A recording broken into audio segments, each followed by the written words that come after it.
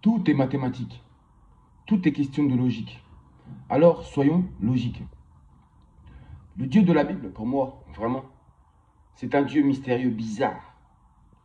C'est vraiment un Dieu étrange.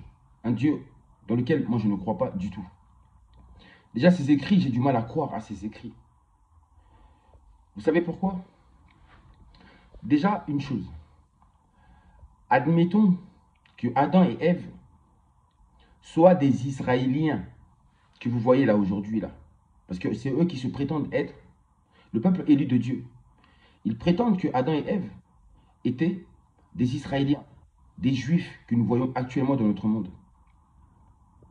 qui sont des Blancs, de la race blanche.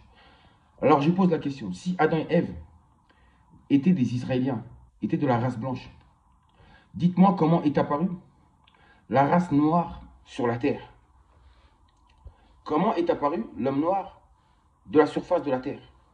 Si les premières créatures étaient des Blancs, s'ils étaient des Blancs, des Khazars, dites-moi, comment est apparue alors la race noire dans l'histoire? Comment? Ça ne tient pas la route, ces histoires. En plus de ça, qu'est-ce que je voulais vous dire? Je voulais vous dire ceci, que toutes ces histoires-là ne tiennent pas la route. On doit être un peu logique. Juste posez-vous la question. Et les peuples d'Asie, alors ils sont sortis d'où? Les Noirs sont sortis d'où? Les Indiens d'Amérique sont sortis d'où? Dites-moi, si les premiers êtres étaient des Israéliens, étaient de la race blanche, vous voyez que c'est déjà faux. Ça sonne faux. Encore un autre truc. Beaucoup disent que Jésus est soi-disant Dieu. Je vous pose la question.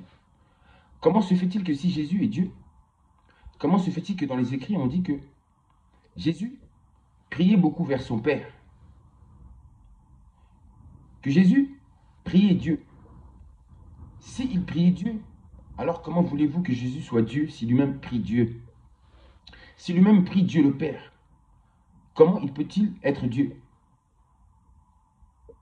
Comment se fait-il qu'il soit Dieu sur la terre et en même temps dans le ciel? Comment voulez-vous que, s'il est Dieu, ça veut dire que Jésus, quand il parle au Père, en réalité, il se parle à lui-même, étant donné qu'il est Dieu. Franchement, est-ce que vous trouvez ça logique? Nous devons grandir spirituellement.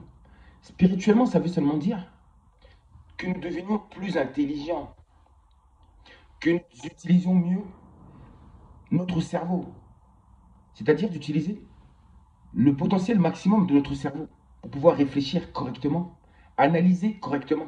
J'ai bien dit sans émotion. Sans émotion. Vous voyez ce que je veux dire par là?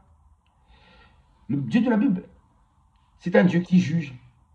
C'est un Dieu qui aime les sacrifices d'animaux, qui a besoin de sang, etc., etc. Un Dieu qui est tribal, un Dieu qui est jaloux. En réalité, la description qu'il donne de ce Dieu, cette description lui donne l'impression, en fait, d'être un être humain. Il est humain. Un Dieu qui ressent des émotions, qui est dans la colère, qui est dans le jugement. Un Dieu qui tente même ses créatures. En tout cas, ce Dieu-là, moi, je ne le connais pas. Je vous le laisse. Ô peuple noir, ô peuple noir, ô peuple noir.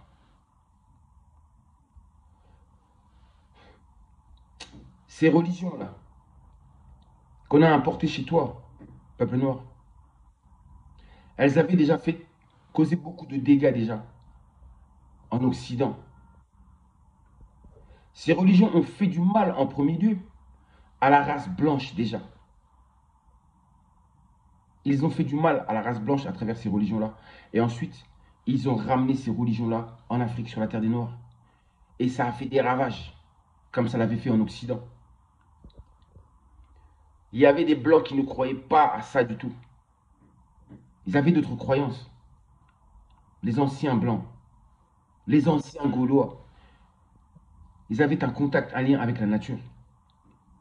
Ensuite, ces religions sont arrivées et ils ont été aussi imposés par la force à la race blanche, ce que vous ne savez pas. Par la force. Le christianisme, par exemple, les Romains vous l'ont imposé par la force à vous les Gaulois. Ça s'est fait par la force. Et il a fallu un long moment, un très long moment, pour que ces religions puissent être acceptées. Oui, par la force.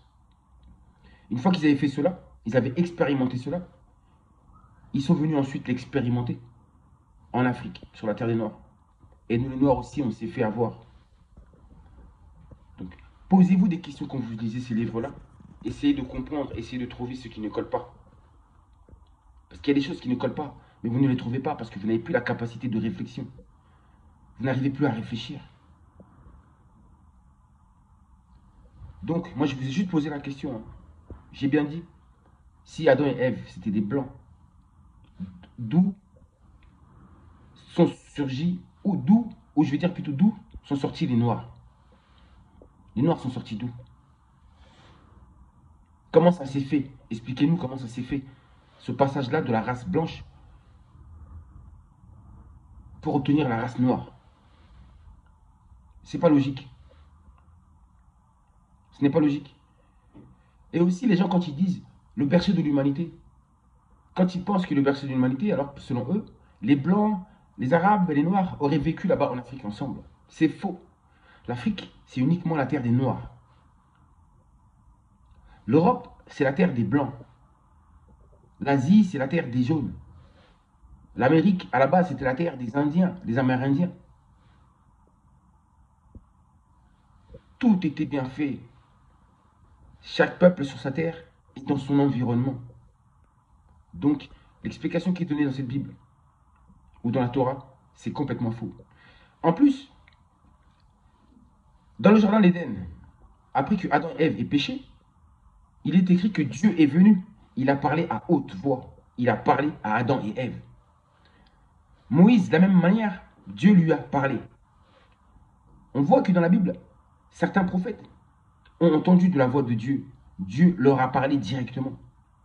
Alors dites-moi, si ces Israéliens-là, qui se disent être les Juifs, ce peuple élu de Dieu, si dans ce livre-là, leurs ancêtres soi-disant, Moïse, Adam et Ève, etc., s'ils avaient entendu la voix de Dieu, si Dieu leur avait parlé, comment se fait-il que Dieu ne vous parle plus jamais aujourd'hui? Pourquoi aujourd'hui les Israéliens n'entendent plus la voix de Dieu? S'il vous a parlé avant, il devrait continuer à vous parler jusqu'à aujourd'hui, si vous êtes le peuple élu de Dieu. Il devrait vous parler à haute voix pour que vous puissiez, enfin, vous parler à haute voix, vous transmettre des messages pour que vous puissiez le transmettre aussi à votre peuple ainsi qu'à l'humanité. Mais comment se fait-il que vous n'entendez plus la voix de Dieu? Comme vos ancêtres soi-disant, Moïse, Adam et Ève, Abraham. C'est bien Abraham, non? Que Dieu avait demandé de sacrifier son fils. Mais qui est ce Dieu qui demande à cette créature de sacrifier leurs enfants, leurs premiers-nés, ceux qui sont de le plus cher? Vous imaginez? Même si après il lui avait dit de ne pas sacrifier son enfant, vous voyez quand même que c'est un Dieu qui aime le sacrifice des enfants et des premiers-nés, qui aime le sang versé. Alors, qui est ce Dieu-là que vous adorez au peuple noir? Et vous autres, je parle des autres peuples. Comment se fait-il que vous croyez en un Dieu comme ça? Moi, je ne comprends pas. En tout cas, ce Dieu-là, moi, je ne le connais pas. Je ne le connais pas. Réfléchissez un peu. Quel est ce Dieu qui va vous demander de sacrifier vos enfants, de sacrifier des animaux, de verser le sang, le sang, le sang? Donc vous comprenez pourquoi, aujourd'hui, dans ce monde, il y a autant de sang versé. Pourquoi? Parce qu'ils veulent honorer ce Dieu-là de la Bible, ce Dieu de la Torah, ce Dieu du Coran, qui leur demande des sacrifices, des sacrifices, des sacrifices. Qui est ce Dieu? Est-ce un Dieu ou est-ce un démon? Esprit maléfique.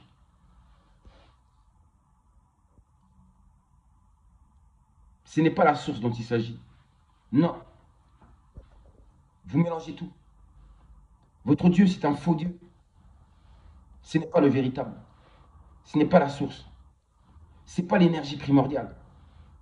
Non. Ce n'est pas la conscience cosmique universelle. Non. Ce n'est pas possible. Vous avez vu comment vous êtes fait avoir? Il vous faut adorer quelqu'un que vous ne connaissez pas. Qui est-ce? Celui qui ne cesse de vous faire adorer. Qui est ce Jésus? Qui est son Père? Ce Dieu-là, le Père. Qui est-ce? En tout cas, ce Dieu-là, ce n'est pas le Dieu de nos ancêtres. Et Jésus, je ne connais pas non plus. Mes ancêtres ne connaissaient pas Jésus. Ils ne connaissaient pas ce Dieu. À suivre. Réfléchissez un peu. Réfléchissez. Sortez de votre coma. Réveillez-vous. Car le moment est arrivé.